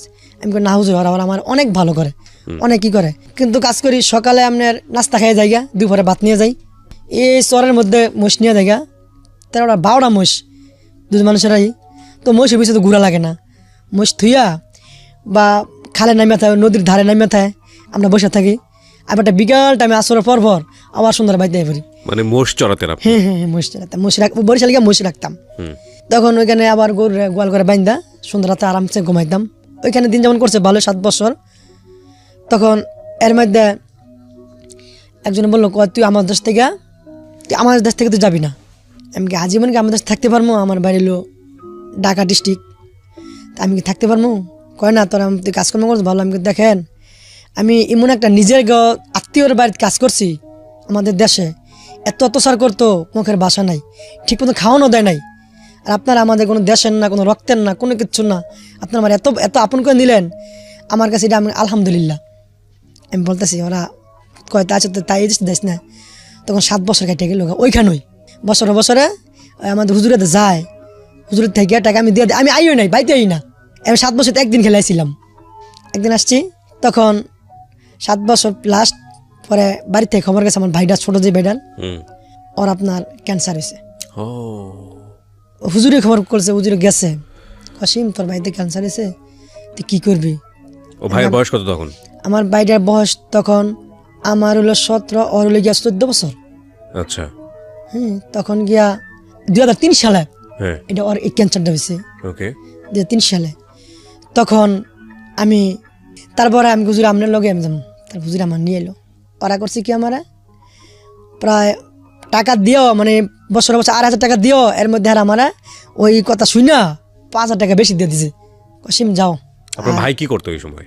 ওটা আমার মা মানুষের বাসায় বাড়িতে কাজ করতো। আপনার মা মানুষের বাসায় কাজ হ্যাঁ, করতো? বাড়িতে। আপনার যে ভাইয়ের ক্যান্সার ধরা পড়লো ও কি করতো? ও ছোট, তখন ওই আপনার মানুষের ওরকে সুতা পারে না, এই কাপড়ের সুতার কাজ করতো। আচ্ছা ওই কাপড়ের সুতার কাজ করতো। আপনার বাবা তখন ঘরে বসা? হ্যাঁ একদম ঘরে বসা। 2 ভাই আপনারা 2 তখন? ভাই। আচ্ছা তারপর? ও তার মধ্যে একটা কথা রয়েছে তো আবার একটা বোনও ছিল তো আমার ওই সময় একটা বোন হয়েছে? হ্যাঁ বোন সবার ছোট? বোন সবার ছোট। আচ্ছা বোন সবার ছোট, বোনের কথা বলি নাই, বোন সবার ছোট। তখন বোনও আছে। আপনাদের জন্য একটা গুড নিউজ, সেটা হচ্ছে জীবন গল্প পার্ট 2। এই বইটি বাজারে চলে আসছে খুব শীঘ্রই, ফেব্রুয়ারি মাসকে কেন্দ্র করে 21শে বইমেলায় আপনারা এটা পাবেন। যারা তারও আগে হাতে পেতে চান অ্যাডভান্স বুকিং দিতে হবে। অ্যাডভান্স বুকিংয়ের জন্য আপনাদেরকে কল করতে হবে এই নাম্বারে 09611 096112622020। আমি আবারও বলছি 096112622020।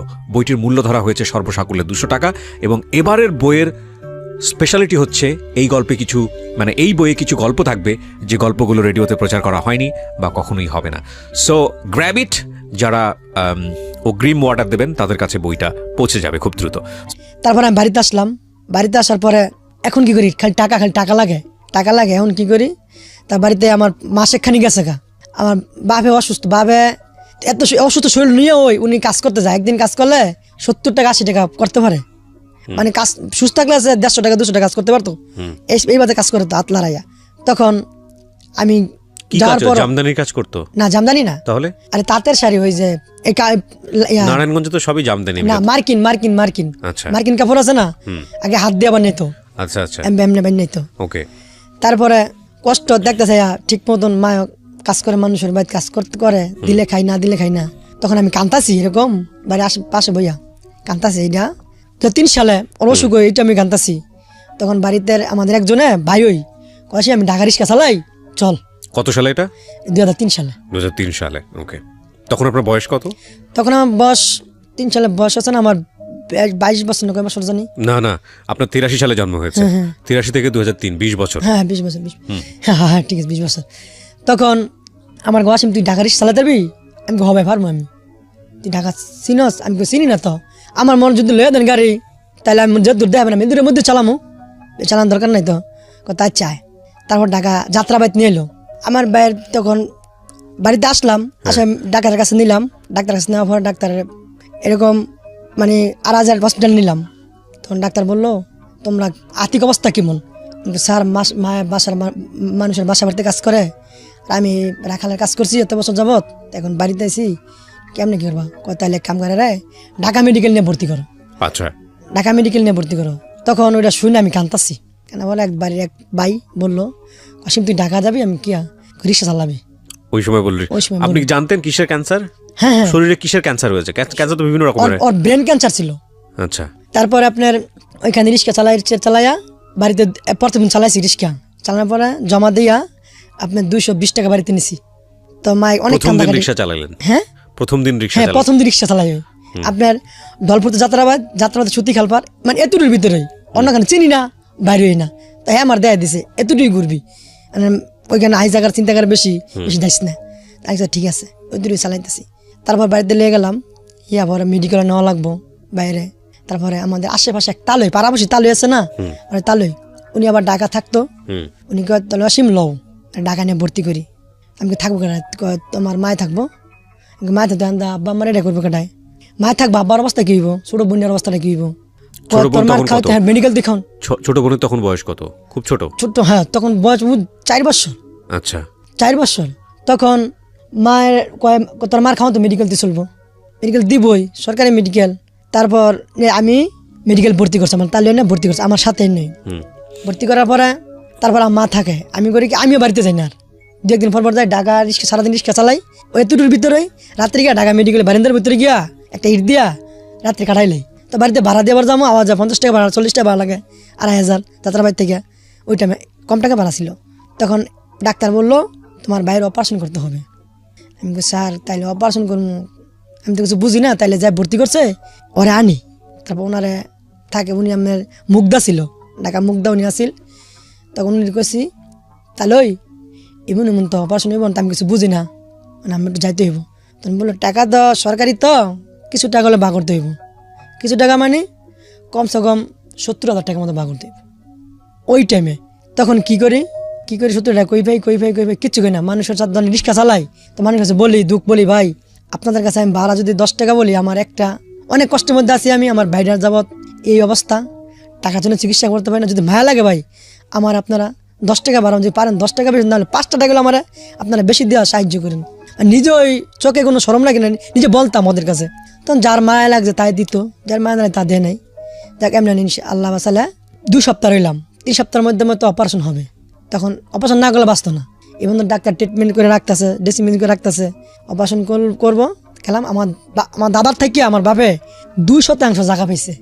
আচ্ছা, 2% জায়গা পাইছে। তখন জায়গার মূল্য কম, ওই 2% জায়গা বেচ চালাইছে। এই ভাইয়ের জন্য? এই ভাইয়ের জন্য।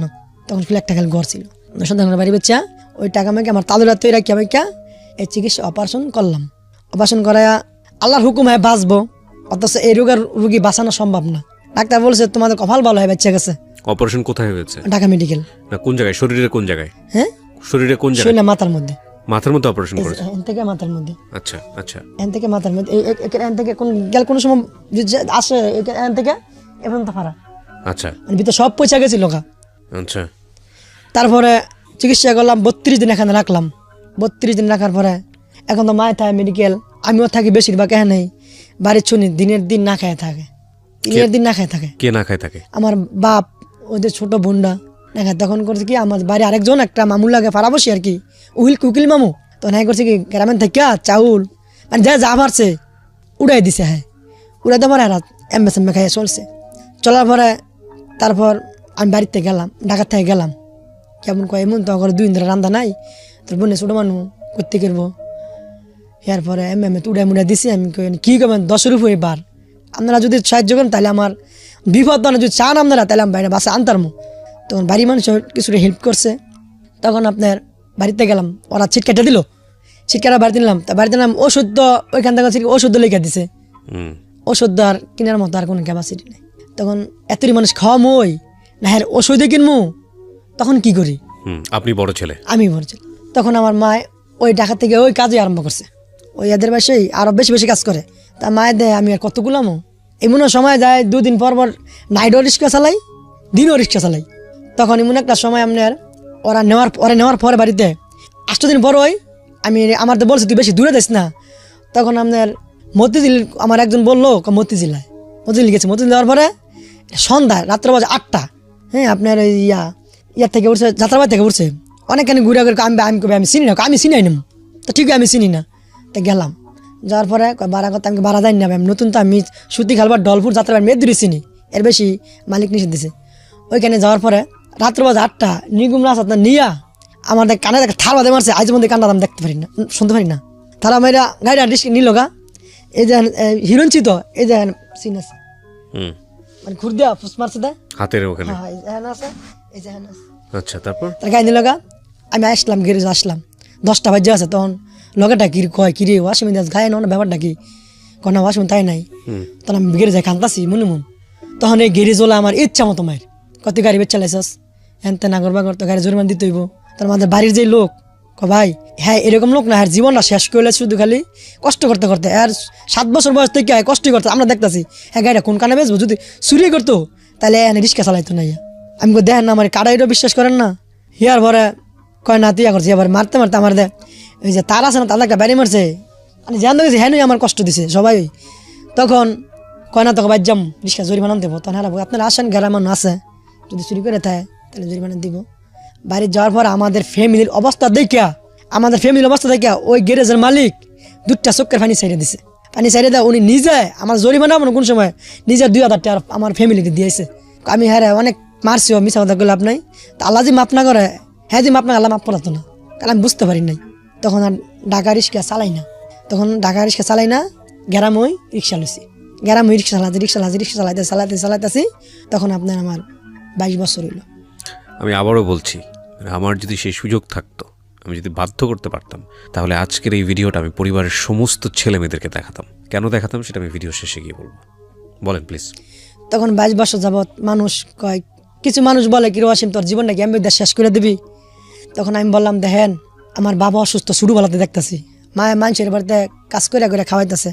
মায়ের দেখো তুই তো করতে, আমি করতে দেখিয়া আর বিয়া দিতে না। আমি না বিয়া করলে কেমনি কি হইব, বিয়ে করলে আমার এই গরিব আমার কাছে কাটা বিয়া দিব, নাই বাড়ি নাই ঘর থাক। মানুষের সবাই বিচারে একটা মাইয়া দিলে মানুষের ঘর বিচারে, একটা বাড়ি বিচারে, তা মাইয়া দিলে থাকতে হইব, আমার কাছে কাটা বিয়ে দিব। আপনি তো তখন বাড়ির যে 2 শতক জমি পেয়েছিল ওটাও বিক্রি করে দিলেন আপনার ভাইয়ের জন্য।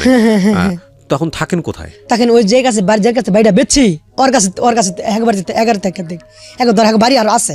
মানে বাড়ি বিক্রি করে আবার ওই বাড়িতেই থাকে? ওই বাড়িতে রয়েছি, ভাড়া দিতে হয় ওদেরকে? হ্যাঁ না ভাড়া নেয় না, কিন্তু ইদানিং ভাড়া দেওয়া লাগতেছে। আচ্ছা যাই হোক, হ্যাঁ বলেন তারপর।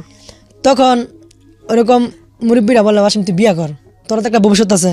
আমি কেন বিয়া করতাম না। তারপর গ্রামের এরকম ওই কিছু মেয়েরা কয় এবার তুই বিয়া করতি না, তুই বিয়া করলে ভালো থাকতে বিয়া করতে পারবি। আমি কই আমার কাছে বিয়া বলবো, কারণ বিয়া বলে বউ এটা কইবো সেটা কইবো। তো আমার এমন বেড়ামিয়া ভাই অসুস্থ বাপ, মা করে বাসা বাড়িতে কাজ, আমি যদি একটা বিয়া করলে বলে যাবে তখন হ্যাঁ অবস্থাটা কি হইব, বোনটা ছোট, বোনটা ছোট, তখন আমি জীবনে যা কিছু করলাম সবই তো আমার সর্বার গর্বাদানে যাবো গা, আমি জীবনে কিচ্ছু আখেরাতে কিছু পাইতাম না।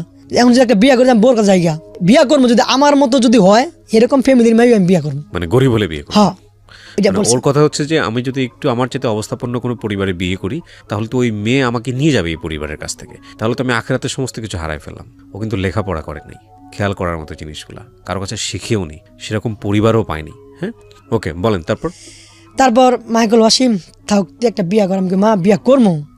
তেহেন দেখো তোমরা আমার আমগো মতো আমগো নিচু স্তর ফ্যামিলি কই আছে। তখন একটা ফ্যামিলি পাইছে সোনারগাঁও, নারায়ণগঞ্জ সোনারগাঁও। আমাকে মতো ওরা 6টা বোন 2টা ভাই, ওরা আমাকে মতো ভালো অবস্থা। ওদের বাপটা অসুস্থ, ওদের বাপটা এখনো প্যারালাইসিস, তারপর ওরা 6টা বোন কাজ করতো। তখন আমার পরি আমি আসলাম, আমার কাছে দেখে ওরা পছন্দ হইলো। তখন আমিও বললাম, আমি একটা মেয়ের নানি ছিল, নানিরে বললাম আপনার নানি ডাকি, নানি মানে নানির বস, নানি ডাকা প্রয়োজন। তখন বল দেখেন আমাদের আর্থিক অবস্থা কিন্তু অনেক নিচু, অনেক খারাপ আমাদের আর্থিক অবস্থায়, কারণ এমন আমরা কেন সাহায্য তুলে আসতে আমরা পেটে খাওয়ান গেছে। কারণ আপনার যদি পছন্দ যদি হয় তাহলে আমার সাথে সমর্থন করতে পারবেন। আপনার নাতি লাগে, যদি নাতি যদি বলে কষ্ট করে খাইতে পারবো তাহলে আমি ওরা সমর্থন দিব, বিবাহ করব। তাইলে আমি বিবাহ করবো না। তখন ওরা কথা বলছে এরকম, এক জাসে বসছে, বসার পরে কয় জিগাইলাম সরাসরি, তুমি যদি আমি অনেক কষ্ট, আমি অনেক গরিবের পোলা, তোমরাও গরিব, যদি আমার পছন্দ করো, আমার কষ্ট ভাত খাইতে পারো তাহলে আমি তোমার বিবাহ করতে রাজি আছি, তুমি কি বলো? তখন ওই বললো আমরা গরিব হই, তাহলে আমিও যদি একটা বড় আমার তো একটু আঙ্গ তো উচ্চস্থলে যে বিয়ে যদি হয় তাহলে আমার তো অত্যাচার করবো, জোর জুলুম করবো। তখন যদি বলে এটা নিয়ে দাম নিতে পারবো না, তখন আপনাদের কিছু না, আপনি কিছু বলবো, নেওয়ার কথা বলবেন না, দেওয়ার কথা বলবেন না। তো আমার এটি বলা, তখন আল্লাহর হুকুমে বিবাহ হয়েছে 2004 সালে বিবাহ করছি। আচ্ছা 2004 সালে বিবাহ করার পরে আমার ছেলে হলো গিয়া 2007 সালে। আচ্ছা 2007 সালে ছিল। 2007 সালে আবার আমার এই মা অসুস্থ, শ্বশুর বাড়িতে আসছি, আমার ছেলে হয়েছে, মা অসুস্থ, ফুনি ভাই যে অবস্থা খারাপ। তখন আবার ওই টাইমে ওই যে জায়গা বেচ চালাইছি ওইটা ঘরটা ছিল, আমার মা অসুস্থ, এখন মারে গিয়ে অবস্থা খুব খারাপ, কারো কাছে 100 টাকা পাই না, কেউ 1 টাকা দেয় না। তখন ঘরটা বিক্রি করে লেছি, ঘরটা বিক্রি করে মার চিকিৎসা করছি। কয় টাকা বিক্রি করলেন? ওই ঘরটা শুধুমাত্র বিক্রি করছে 9,000 টাকা। কি ছিল ঘরে? টিনের ঘর ছিল, একটা দোতলা ঘর, আর কিচ্ছু ছিল না। আচ্ছা মানে কি করবো, মানে এটা সম্বল ছিল শেষ, মারতে বাঁচাতে হবো, তবে ওইটা করলাম। তখন মা শিখে আমার বাঁচান ঠিয়া না, তুই তো থাকতেই বলে বিয়া করছস। তখন আমার বউ কইলো মানুষের বাড়িতে ওই ডেরা পাকের ঘর থাকে না, পাকের ঘরে গিয়ে থাকুন, আমি গরিবের মেয়ে। আমার স্ত্রী বললো, আমার মায়ের বুঝ দিল, আপনি এই চিন্তা করেন কে, আমি মানুষের পাকের ঘরে গিয়ে থাকবো, তবে যদি আপনি সুস্থ হন তাহলে আমাদের এটা বিক্রি করলো আমাদের মনে কোনো দুঃখ আসবে না, এটা আমার স্ত্রী বললো। তখন আমার ছেলের আমি পারি না একটু দুধ কিনা খাওয়ার সমর্থন আমার ছিল না, মানে পারি নাই। আমি মার অসুখ, বাবার মানে টাকা ওদের পিছিয়ে যায়, যা কাম করে ওদের পিছিয়ে, মানুষ কিছু দিলে খাইতে পারি, আমি খাইতে পারি না। তারপরে আমার স্ত্রীও করলো, আমার বললো একদিন ঢাকাতে রিক্সা চালাই গেলাম, ওই টাইমে ঢাকা ওই অ্যাক্সিডেন্টের পরে বেশি আসতাম না, গ্রামে চালাইতাম বেশি, তখন গ্রামে ইনকাম কম হইলে তখন ঢাকা আসতাম। ঢাকা থেকে রাত করে চালাই গেলাম, গো কি আমি তো হাজারে থাকি, গরম ফেম কষ্ট, আগে মায়ে কাজ করতো মানুষের ভাই, মায়ের যা কামটা করতো এই কামটা আমি গিয়া করি, ও মাত্র নতুন বউ ওই টাইমে, একটা বাচ্চার মা, আমি গিয়া করি। আমি মানুষ কি বলবো, তুমি যদি এই কাজটা বলো, মানুষ তোমার দেহ তুমি এত পরিশ্রম করো, খুঁজা মাঝে আমরা এমনি খাইতেছি, তাহলে কাজ করা শরম নাকি? তখন হয় ঠিকই কাজ করে মানুষের বাড়িতে, আমি একটা জামা কিনে দিতে পারি না, তখন মাঝে মাঝে কান্দি, মানুষের বউর ইচ্ছা নিলে মানুষের বউর আপনার জামা কাপড় কিনে দেয়, আমি দিতে পারি না, মনে অনেক দুঃখ লাগে। তারপর মানুষ কত আপনার তাহলে কোনো অনেক কিছু করে আমি করতে পারি না, তখন অনেক শিক্ষা ভাইরা বলি দেহ আমি কি করতাম বলো, আমার কিচ্ছু তুমি তোমার দেখি আমি শান্তি, আমার কিচ্ছু লাগতো না, আমার শ্বশুর শাশুড়ি আছে, তুমি আছো, আল্লাহ মালাক বাচ্চা হয়েছে, ওই আছে, আমার আর কিচ্ছু লাগে, আমি বাড়ি চাই না, ঘরে চাই না, ধর্ষমত কিচ্ছু চাই না। তখন আমার মনে এত একটা সুন্দর আনন্দ লাগলো, তখন আমি আল্লাহ তুমি আমার অনেক সাহায্য করছো, কারণ মানুষের মতো মানুষ পাওয়া দিছো, আমি যেরকম আমার চেয়ে ভালো তুমি মানুষ পাওয়া দিছো, ওইটা বললাম। তখন আমার বাচ্চা হইলো দুধ খাওয়াতে পারি না, কোনো কিছু খাওয়াতে পারি না। তারপরে করলাম ওই কাজ করি আমার মা আস্তে আস্তে সুস্থ হলো। সুস্থ হওয়ার পরে মাটাও কাজ করে, আমার এই বাচ্চার মাটাও আরেক বাড়িতে, আমার বউ গেছে আরেক বাড়িতে, আমার আগের বাড়িতে কাজ করে, এমনি দিন যাপন করতেছি। বিষয়টা হচ্ছে আপনি তখন রিক্সা চালান, আপনার ওয়াইফ মানুষের বাড়িতে কাজ করে, আপনার মাও মানুষের বাড়িতে কাজ করে, আপনার বাবা হচ্ছে ঘরে বসা সম্পূর্ণরূপে কারণ সে অসুস্থ। আপনার ভাইটা কি তখন সুস্থ হয়েছে নাকি তখনও সে বাইরে অসুস্থ, মানে তেমন মানে কিছু করতে পারে না? 2-3 সাল হয়ে গিয়ে সুস্থ হয়ে গিয়ে 2016 সালে গিয়ে সুস্থ হয়েছে পুরো। আচ্ছা, তার মানে ও তখনও ঘরে বসা। আর ওনার একটা ছোট বোন আছে, ছোট বোনটা তখন কি করে? ছোট বোনটা লেখাপড়া করে? ছোট বোনটা হয় স্কুলে যায় তখন স্কুলে যায়। আর ওনার তখন একটা বাচ্চা হয়েছে, নতুন বিয়ে করেছে, ওনার একটা বাচ্চা হয়েছে, ছেলে সন্তান। হ্যাঁ বলেন। এরকম দিন যাপন করতেছে। তারপর আমার আরেকটা বাচ্চা হইলো মাইয়া 2013 সালে। আচ্ছা, আমি কান্দি, পোলা হয়েছে, দুঃখ করি না। পোলা আমার মতো যে কোনো কাজ যদি আল্লাহ বাঁচা রাখে করতে পারবো, যদি আল্লাহ বাঁচা রাখে আল্লাহর মাল। এখন তো মেয়ের জীবনটা কি হইব? তোমার জীবনটা যেই বাজাইতেছে, আমার তো মনে আমার মেয়ের জীবনটা এই বাজেই যাইব, কারণ আমার তো কোনো সম্বল নাই। আমি যা কামাইতেছি, যা কিছু সব তো আমার মা বাপের ভাই বোনের ভিতরে সব শেষ করিতেছি। আমি যাদের কিছু না করতাম তাহলে আজকে বহুত কিছু করতে পারতাম। তা নিজের বিবেচনা বাধা দেয়। আমি বাড়ি ঘর দিয়া করবো, মা হলো জান্নাত। মার যার আছে, যার মার নাই হ্যাঁ বুঝে মায়ের মর্মতা যে কত, আর যার নাই হ্যাঁ দহার মতো কোনো বলার কোনো ভাষাই নাই। আমার ওই বাইডারে অসুস্থ উনি আবার কাজও লাগছে। কাজও লাগার পরে তারপর আমার যে মেয়ের হয়েছে, মেয়েরা সিজার হয়েছে। ওইখানেও আপনার এই রেনমেন করে মানুষ থেকে টাকা মাকা লইয়া বাচ্চা আল্লাহর মত হয়েছে। ছেলে স্কুলে যাইতে আমার ছেলে স্কুলে যায়। আমি 500 টাকা দিতে পারি না। মাশাআল্লাহ 5 তক পড়ছে। 5 তক পড়ার পরে এখন বর্তমানে ভর্তি হলে প্রায় স্কুল ড্রেস খাতা কলমে কিনতে 4-5 টাকা লাগে। তারপর আমি বললাম, বাবা রে আমার দ্বারা সম্ভব না, তুই কী করবি আব্বা আমি কাজে লেগে দাম গা। হ্যাঁ এই পরশু দিন ওরা আমি এক গ্যারেজে কাজে লাগাই দিছি।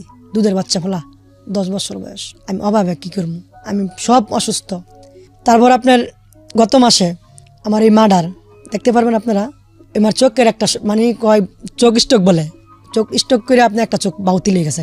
কাগজপত্র আছে, ইসলাম হাসপাতাল লাগছে 1 সপ্তাহ। তখন ওইখানে আপনার সিট ভাড়া যাবতীয় প্রতিদিন 650 টাকা লাগে। এখন 1 সপ্তাহ রাখছে, 1 সপ্তাহে 20,000 টাকা মতো। ওই টাকা সমস্ত টাকা গ্রামের থেকে মানুষ উড়াই দিছে, সবাই গ্রামের থেকে উড়াই দিছে টাকা। আর আমি খাওয়া মধ্যে টাকা হইলাম, তারপর নিলাম টাকা খুলাতে পারি না। তারপর আপনার মারা কি চিকিৎসা করবেন না, নিতে বলছে। তারপর নিতে আর নিয়েও নাই, গ্যাস মাছ দেওয়ার কথা ছিল, যাই নাই। তার বাড়িতে আসার পরে আমার মার আরেক রোগ দেখা দিছে, আপনার আনসারে পেটে ঘা হয়ে গেছে, পিত্তস্থলী টিউমার। তখন এখন থেকে আমার মার অবস্থা খুব খারাপ। আর আমার স্ত্রী মনে করেন যে ওর শরীর মনে করেন যে এই যে কাজ করতে করতে শরীরের কাছে ফুইলা মানে আর হ্যাঁ অসুস্থ, মানে কিছু বলতে পারে না, কিচ্ছু বলতে পারে না। আর আমার মেয়েটাও চায় স্কুলে যাইতো, স্কুলে যায়, কিন্তু মানুষের পোলা বাড়িতে 10 টাকা 5 টাকা আমি দিতে পারি না। এই জন্য আমার অনেক কষ্ট লাগে, অনেক কান্দাকাটি করি। কোন ক্লাসে পড়ে আপনার মেয়ে? আমার মেয়ে ওই দেন ছোট আনে।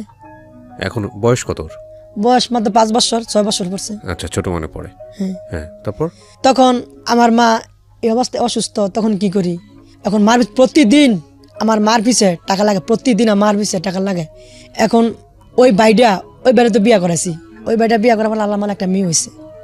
ওরাও অসুস্থ, হ্যাঁ তো অসুস্থ, কাজ করে যাও আলহামদুলিল্লাহ। সবাই এখানে খাই আমরা, কি ভাই ফালাম একসঙ্গে থাকেন? হ্যাঁ একসঙ্গেই খাই। ওই যে গড়দা বেচা গড় নিচে গা, তো বাড়িওয়ালা আমার জন্য একটা ভিডিও করে নিয়ে আসছে, মানে কোথায় থাকে, প্লাস হচ্ছে ও যে রিক্সা চালায় বা এগুলার একটা ভিডিও করে নিয়ে আসছে। আমি ওর মার থাকার ঘরের ভিডিওটা দিতে পারি। ওই ঘরটা আপনাদের নাই, আপনি যেটা বলছেন ওটা এখন আর ওইটা আপনাদের না। ওই বাড়িটাই ওই তো বিক্রি করে 9,000 টাকা দিল, তারপর উনি আর নেয় নাই ওখান থেকে। কার কাছে বিক্রি? না ওই গড় নিচে গা, মানে ওই আমার যে বাড়িটা বেচছি ওই বাড়িতে একটা ঘর উঠাই দিছে। আচ্ছা, এর কারা উঠিয়ে দিয়েছে? ওরা ওই মানে ওরা নিয়ে আমার ওরাই তুলে দিয়েছে। কেন তুলে দিল? মানে যে যার বাড়ি ঘর তো নিচে আরেকজনে, যার বাড়ি হ্যাঁ একটা ঘর উঠে দিছে। যার বাড়িতে আছেন এর ঘরটা। তাহলে আমি বুঝলাম না, জমিটা যে কিনে নিয়েছে আপনার কাছ থেকে, সে জমিটা নেয়নি আপনার কাছ থেকে? জমি মানে হ্যাঁ তো বাড়ি আরো আছে, হ্যাঁ বাড়ি আর ওরা ওই বাড়ি থাকে, ওই বাড়ি পড়ে থাকবো দেখিয়া একটা ঘর তো বেচালো, ঘর একটা উঠে তোরা থাকেন। ও আচ্ছা, তো যে ঘরটা বিক্রি করছেন সেই ঘরটা নিয়ে গেছে জমির উপর থেকে, পরবর্তীতে ওই জমির মালিক আবার একটা ঘর তুলে দিয়েছে। আচ্ছা, এইটা একটা ওই এক ঘরের মধ্যে আপনারা সবাই থাকেন? কি বলেন, কতজন মানুষ? আমরা 4 জন, ওরা আছে 4 জন। 8 জন? 8 জন লম্বা আর কি, একটু লম্বা। হ্যাঁ 8 জন বাবা মা, হ্যাঁ মানে বাবা মা শুদ্ধ 8 জন, সব মিলায় 8 জন। 8 জন মানুষ একটা ঘরের মধ্যে থাকে। কি করব, থাকার জায়গা নাই তো। ঘরের মধ্যে কি কি আছে? ফার্নিচার? ঘরের মধ্যে ফার্নিচার বলতে কিছু নাই। কোনো সময় যদি যান আপনারা দেখতে পারবেন, ঘরে কিচ্ছু নেই, কোনো কিছু নাই, শুধু খালি একটা খাট বসানো এদুরে, আর কোনো ডেক আছে, খাই দেয় এদুরে। কোনো জীবনে কিচ্ছু করতে পারি নাই। আমার জীবনে কাজ করছি কিন্তু কিচ্ছু করতে পারি নাই। জীবনে কামাই সব বাপ মার পিছিয়ে, ভাই বোনের পিছিয়ে ডালতাছি। এখন পর্যন্ত স্ত্রী শুদ্ধ কষ্ট করতেছে, দুধের বাচ্চা কাছে দিয়েছি, মেয়ে কান্দে টাকার লাগিয়া। আমার মেয়ের বর্তমানে আমার অবস্থা যেরকম গেছে এরকম মানুষের বাসা থেকে জামা কাপড় দিয়ে মেয়ে পিনতে পারে। আমার স্ত্রী একটা জামা 3টা সিলি দিয়ে পিনতে। আমার মায়ের হয় যে আজকে যে কাপড়টা পিনতেছে এটা আরেকজনে দিছে। ওনার ফ্যামিলির, ওনার ওয়াইফ, ওনার মেয়ে আর ওনার মা বাইরে ওয়েট করছে, আমরা নিয়ে আসবো দেখানোর জন্য আপনাদেরকে। বলেন, তা আমি যেটা বলতেছিলাম, মানে খেয়ারে ফেলতেছি, ওকে, মানে যেটা বলতেছিলাম যে উনি আমার জন্য বেশ কয়েকটা ভিডিও করে নিয়ে এসছে। তার মধ্যে একটা হচ্ছে রিক্সা চালানো অবস্থার ভিডিও, ওনার মাকে নিয়ে, ওনার ফ্যামিলি নিয়ে। একটা হচ্ছে যে ঘরটা, যে ঘরের মধ্যে ওনারা থাকে, সেই ঘরের ভিডিও। একটা হচ্ছে যে আমি তো আসলে এত রেডিও অনুষ্ঠান করি, এত আপনাদেরকে এগুলো দেখাই, এগুলো আমি নিজেকে ইনভেস্টিগেট করি না, করার সুযোগও থাকে না। এই জন্য আমাদের এই অনুষ্ঠানের একটা অনেক বড় অসুবিধা হচ্ছে ইনভেস্টিগেটিভ শো না। তবে আমরা চেষ্টা করি প্রাথমিকভাবে যতগুলো এখানে স্টুডিওতে বসে যত ধরনের প্রমাণ নেওয়া যায় ওগুলো নিয়ে তারপর আমরা প্রচার করি। তো এটা অনেকখানি বিশ্বাসের ওপরই প্রচার করা হয়। তো এই হচ্ছে বিষয়। তো যেই কথাটা উনি এখানে এসে বলতেছেন সেটার উপরে বিশ্বাস করেই আজকে ওনাকে এখানে নিয়ে আসা। তো আপনারা চাইলে ওনাকে ওখানে গিয়ে দেখতে পারেন, ইনভেস্টিগেট করতে পারেন যে আসলে কতটা দরিদ্র ওনার পরিবার। ওনার ডিটেল অ্যাড্রেস সব কিছু থাকবে ভিডিওতে। বলেন তারপরে কি হলো? তারপরে এই এখন যে অসুখটা আমার আছে, এখন যে অসুখটা আমার আছে আমি আর কুলাতে পারছি না। তারপর ওই এরকম শুনি, তখন আমি কই আমি ওইখানে যাবো। ফ্যান আছে আপনার বাসায়? আপনার রুমে ফ্যান আছে? গরমকালে কষ্ট হয় না? না, ফ্যান নাই। ফ্যান নাই? কি করতাম? ইলেকট্রিসিটি নাই? না, কোনো কিছু নেই। একটা বাতি দেয়, বাড়িওয়ালা একটা বাতি দেয়। বাড়িওয়ালায় একটা বাতি দেয় আর কি, মানে রুমে লাগে একটা বাতি দেয়, মানে ফসল লাগে আর কি, আলুর লাগে একটা বাতি। আমি ফ্যান ট্যান কিনতে পারবো, কি দিয়ে কিনবো? আপনার গেলে বুঝতে পারবেন আমি মিথ্যা কথা বলছি না সত্য কথা বলছি। আমি ওদের নিয়ে আমি। কোথায় বাড়ি আপনার? মানে বাসা কোথায়? 2500। কোথায় এটা? 2500 ব্রাহ্মণদী ইউনিয়ন। গ্রামের নাম? ছোট ফাউসা। ছোট ফাউসা ইউনিয়নের নাম কি বললেন? ব্রাহ্মণদী। আর হচ্ছে আপনার 2500 থানা, জেলা নারায়ণগঞ্জ। অনেক ইউটিউবার আছেন যারা হয়তো এই ভিডিওটা দেখে ওনার বাড়িতে যাবেন, সো গেলেই হয়তো বা প্রমাণ পাবেন কি অবস্থা। তো উনিও বিয়ে করেছে, ওনারও একটা বাচ্চা হয়েছে। আপনার ছোট ভাইয়ের নাম কি? নাম আবু কালাম। একটা বাচ্চা। উনি কি করে এখন ছোট ভাই? উনি ওই মেশিন চালায়, ওই যে তাঁতের কাজ করে। অসুস্থ নেই, কি করে? আপনার বাবা বাসার মধ্যে থাকে, একদমই কিছু করতে পারে না? কি উনি কাজ করলে বুকের সমস্যা দেয়। আচ্ছা, উনি কাজ করতে পারলে বুকের অনেক উনিও টুকটাক মোটামুটি টাকা ভাঙছি, কিন্তু উনি সুস্থ হয় না। আর আপনার মা তো এখন এক চোখ অন্ধ। পুরোই অন্ধ, মানে এক চোখে পুরোই দেখে না, মানে কাগজ আছে দেখতে পারবেন আপনারা, সমস্যা হবে না। ভিক্ষার যে কথা এটা আমি দেখলাম, ভিডিওটা দেখলাম, এটা তো আমি দিব না আমি ইউটিউবে। এটার ঘটনাটা কি? কোনটা? আপনার মার যে ভিক্ষার যে ঘটনাটা কি হয়েছে? আমার মার ভিক্ষা ওই যে তখন আমি ওইরকম যে বাড়িতে থাকি, তখন কষ্ট দেখা আমার মা খাওয়াতে পারে না ঠিক মতন, এতটি মানুষ। তখন মায় ভিক্ষা করে, আমি বিশ্বাস করি না। তখন আশেপাশে ছেলেরা বললো, যে ছেলের মোবাইলটা বললো, আমি তো বিশ্বাস করি না। কি কস? আমি ভিডিও করে দেবো, তার সাথে আকাশের ভিডিও করিস। তখন হ্যাঁ, আকাশের ভিডিও করে মায়ও জানে না, ঠিক আছে। তখন আমার দেখাইলো। তখন ওই দিন নিজে এসেছিলাম, নিজে আত্মহত্যা করে নিতাম। মা দেখছে আমি আর ভুলাতে পারছি না। তখন এখন আমার মা যে অবস্থার মধ্যে আছে, যদি আপনারা আমার মার কাছে কিছু শুনতে চান, না আমি নিয়ে আসবো আপনার মাকে, নিশ্চয়ই নিয়ে আসবো, তাহলে শুনতে পারেন। আমি প্রথমে আপনাদেরকে বলছিলাম যে আচ্ছা, আর কয়েকটা কোয়েশ্চেন একটু জিজ্ঞেস করি। আপনার তাহলে চলে কিভাবে? রিক্সা চালান আপনি? কয় টাকা পান রিক্সা চালায়? ডেলি নিজের রিক্সা তো নাই, জমা দেওয়া লাগে ডেলি 200 টাকা। নিজের রিক্সা নাই, এখন তো পায়ে রিক্সা নাই, সব অটো রিক্সা বার হয়ে গেছে। হ্যাঁ, 200 টাকা জমা দেওয়া নিতে পারি, 200-150 টাকা নিতে পারি, এত নির্ভয়। এটা আপনি কোথায় চালান রিক্সাটা? রিক্সা চালায় 8000। ওই গ্রাম। আচ্ছা, তো এত বছর রিক্সা চালালেন, এত কিছু করলেন, অনেকেই আপনার কাছ থেকে জানতে চাইতে পারে একটা নিজের রিক্সা কেনার মতো অবস্থা হলো না? কি করে আমি একটা বা করতে চাই টাকা, এই যে লাগিয়ে থাকা, তুমি একটা বা করছি, বউর পিছনে লাগিয়েছে কত টাকা, মানুষ টাকা লইছি, নিজের টাকা মিলিয়েছিল, গাছা শেষ। এটা খুব ইম্পর্টেন্ট। উনি যেটা বলতে চাচ্ছে যে একটু যদি অবস্থা করি, হয় মায়ের অসুখ দেখা যায়, একটু যদি অবস্থা করি বউয়ের সিজারে টাকা লাগে, একটু যদি টাকা জমাই আব্বার পিছনে ব্যয় হয়, একটু যদি টাকা জমাই সেটা যায় হলো ভাইয়ের পেছনে, একটু যদি টাকা জমাই সেটা স্কুলের বাচ্চাদের খরচ, মানে সব মিলিয়ে ওনার একটা রিক্সা কেনা হয় নাই। আমি কেন আপনাদেরকে শুরু থেকে আজকে বলছিলাম যে আমি যদি পারতাম আমি সবগুলো ছেলে মেয়েকে বাধ্য করাতাম আজকের এই ভিডিওটা দেখতে। পরিবারের যে ছেলে দায়িত্ব নেয়, বা পরিবারের যেই ছেলে মানে পরিবারের ছেলে হলে কেমন হওয়া উচিত, সেটা হচ্ছে আজকের এই ভদ্রলোককে দেখে আমাদের শেখা উচিত। ওয়াসিম, কখনো মনে হয় নাই যে অনেক অনেক রিক্সাওয়ালারই তো অনেকগুলো বিয়ে করে, আমরা এরকম কথাবার্তা শুনি। মানুষ রিক্সাওয়ালা বলে অনেক সময় মানুষকে গালিও দেয়, হ্যাঁ, আমাদের সমাজে।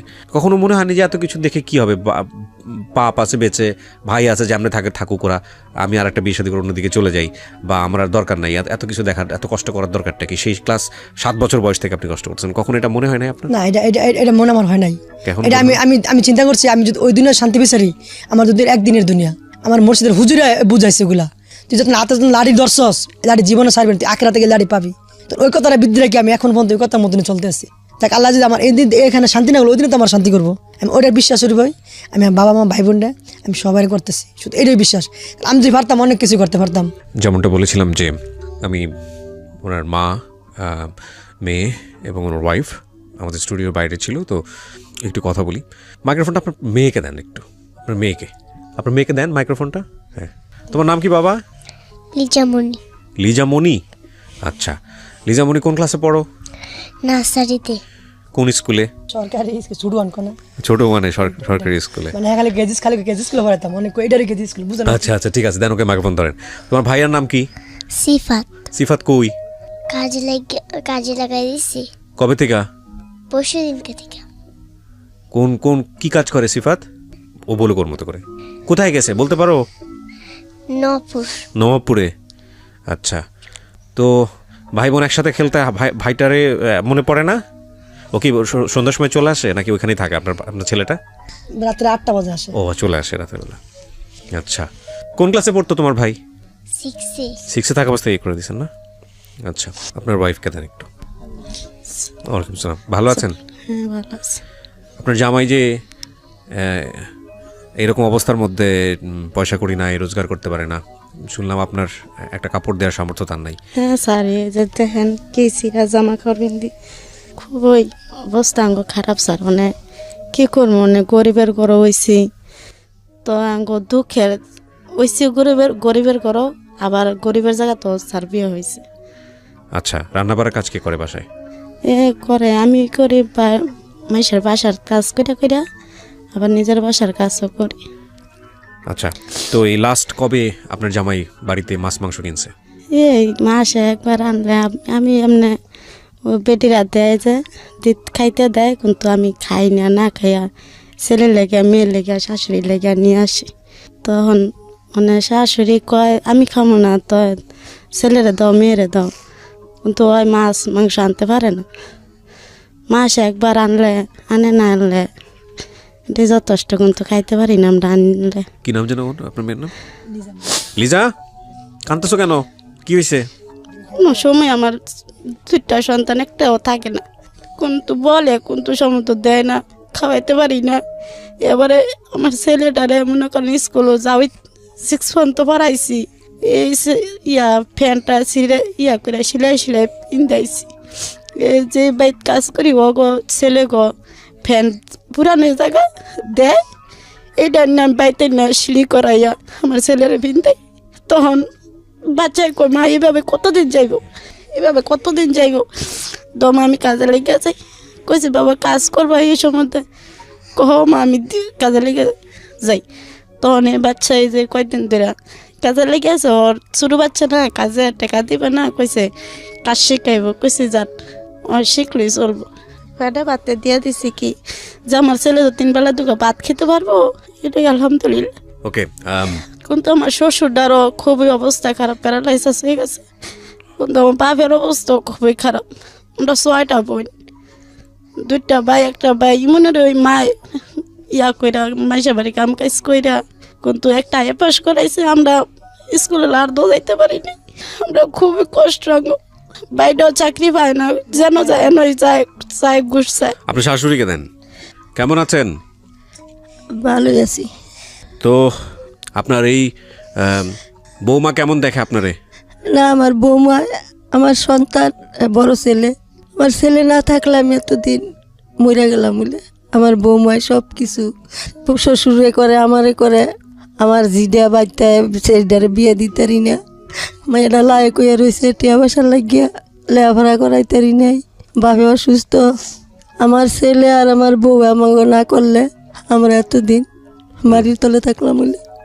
আমার বউ বলা হয়েছি, আমার সন্তানও কেউ কোনো কিছু দিলেন না, আমার হাত দেয় নাও মা তুমি খাও, আমি আর খাইতারি না। আমার নাতি দুইটা চাইতে আমি খামু কেমনে, তো নাতি দুইটার হাত দিয়ে লাই। এক ঘরের মধ্যে নাকি থাকেন সবাই? হ্যাঁ, এক ঘর, ওই একটা জায়গা আছিল কদ্দুর, এর বাবার অসুখের সময় জায়গাখানি বেচা চিকিৎসা করছে। অনেক আমার সন্তান গো পায়ের তলে মারি নাই। আমার সন্তানরা বাড়াতে দুইটা ছেলে একটা মেয়ে, মেয়েটারও বিয়া দিতারি না টেবাসার লাগিয়া। ছেলে গো কোনো সুখ শান্তি আমি দেখতে যাইতাম না। আপনার এই শাড়িটা এটা কি আপনার? না, এটা ঈদের মধ্যে জাকাতের কাপড় দিছে। ঈদ আল ঈদ্র করতে পারি না, মানুষের সময় চিনি হেডি রাইন দেয়া ভুতে গো বউ গো লইয়া তো খাই। মানুষের জাকাত দিলে জিয়ারও সালোয়ার কামিজ বানাইয়া দেই, আমার হুইতে খাওয়াইবো, আবার ওষুধ পানি হুইতে আবার কাপড় লাতা করতে দিব, আমার হুইতে তো দিতারে না।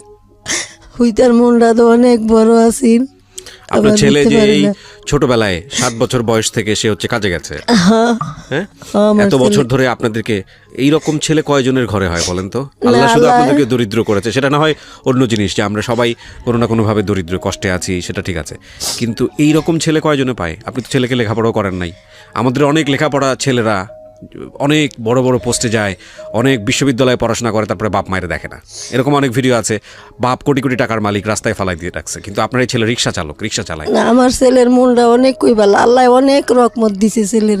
এটা আল্লাহর কাছে আমি লাখ লাখ শুক্র, আলহামদুলিল্লাহ। আল্লাহর দরবারে আমি দোয়া করি আমার ভিতরে নিয়ে আল্লাহ শান্তি দেয়, আমি এই কামনাই করি।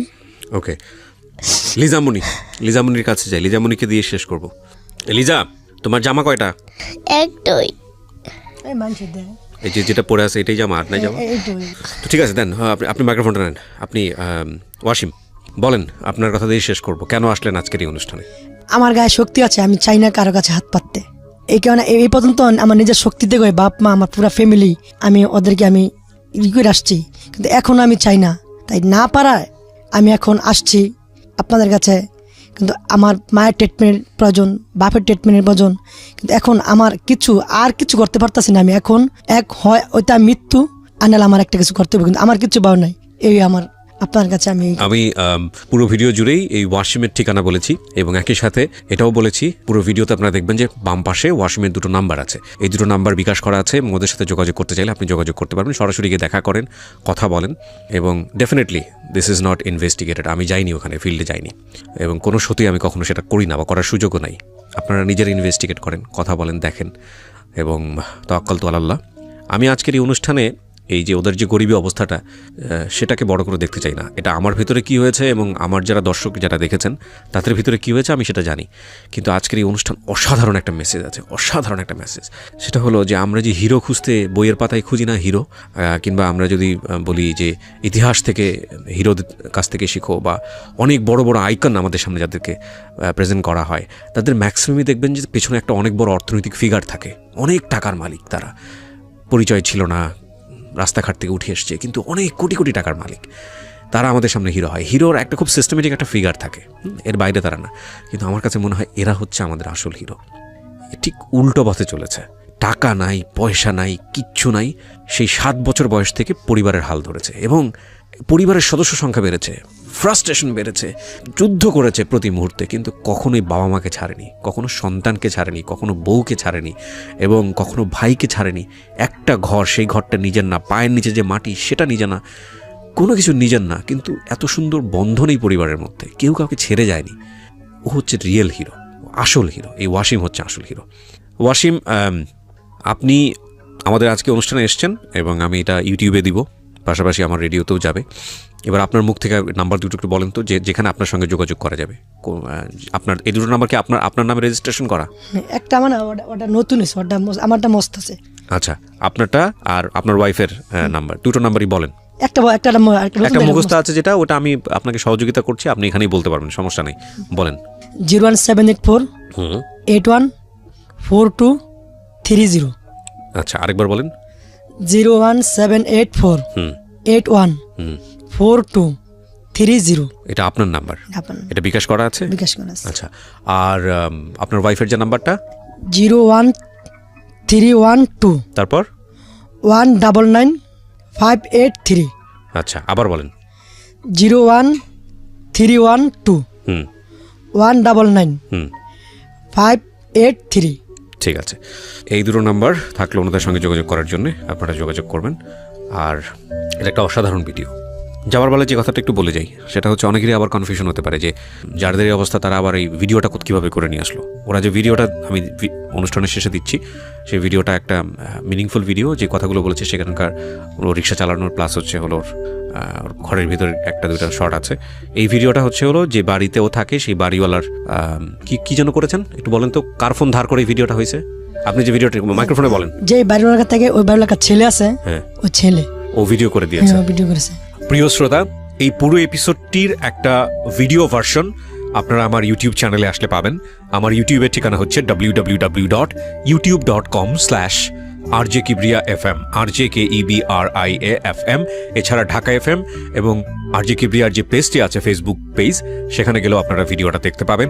ওখানে এই দুটো নাম্বার সহ এদের পুরো পরিবারকে ইন্ট্রোডিউস করা হয়েছে। আপনারা ভিডিওটা দেখুন, এই পরিবারে যান, এদেরকে সহায়তা করুন প্লিজ, এবং অন্তত ছেলেমেয়ের লেখাপড়াটা যাতে করে এনশিওর হয় সেই ব্যবস্থা আপনারা করুন। আমরা শেষ করব আজকের এই অনুষ্ঠানটি। তার আগে আপনাদেরকে আরও একবার বলতে চাই, যদি আপনারা আমার জীবন গল্প পার্ট 2 বইটি পেতে চান ঘরে বসেই, তাহলে আপনাদেরকে অ্যাডভান্স বুকিং দিতে হবে, এবং সেটার নিয়মটি হচ্ছে অ্যাডভান্স বুকিংয়ের জন্য আপনাদেরকে কল করতে হবে এই নাম্বারে 09611262020। আমি আবারও বলছি 09611262020। বইটির মূল্য ধরা হয়েছে সর্বসাকুল্যে 200 টাকা, এবং এবারের বইয়ের স্পেশালিটি হচ্ছে এই গল্পে কিছু এই বইয়ে কিছু গল্প থাকবে যে গল্পগুলো রেডিওতে প্রচার করা হয়নি বা কখনোই হবে না। সো গ্র্যাব ইট। যারা অগ্রিম অর্ডার দেবেন তাদের কাছে বইটা পৌঁছে যাবে।